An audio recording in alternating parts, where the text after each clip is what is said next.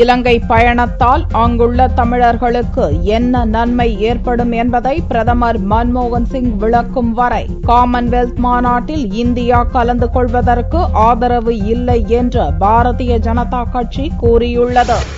செவ்வாயன்று சென்னையில் பாரதிய ஜனதா தலைமை அலுவலகமான கமலாலயத்தில் அக்கட்சியின் தேசிய பொதுச் செயலாளர் முரளிதர ராவ் செய்தியாளர்களை சந்தித்தார். குஜராத்தில் அமைக்கப்படவுள்ள சர்தார் வல்லபாய் பட்டேல் சிலைக்காக தமிழகம் முழுவதும் கிராமம் கிராமமாக சென்று இரும்பு சேகரிக்க இருப்பதாக தெரிவித்த முரளிதர ராவ், இலங்கை பயணத்தால் புண்பட்டுள்ள தமிழக மக்களின் மனதுக்கு என்ன நன்மை ஏற்படும் என்பதை பிரதமர் மன்மோகன் சிங் விளக்கும் வரை காமன்வெல்த் மாநாட்டில் இந்தியா கலந்து கொள்வதற்கு ஆதரவு இல்லை என்பதே பாரதிய ஜனதா கட்சியின் நிலைப்பாடு என்று தெரிவித்தார்.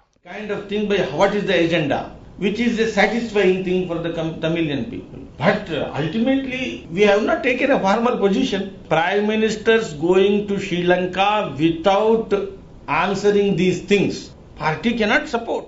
வரவிருக்கும் லோக்சபா தேர்தலில் தமிழகத்தில் உள்ள 39 தொகுதிகளுக்கும் 20க்கும் மேற்பட்ட தேர்தல் குழுக்கள் வரும் 18ஆம் தேதி அமைக்கப்படும் என்றும் முரளிதர ராவ் கூறினார்.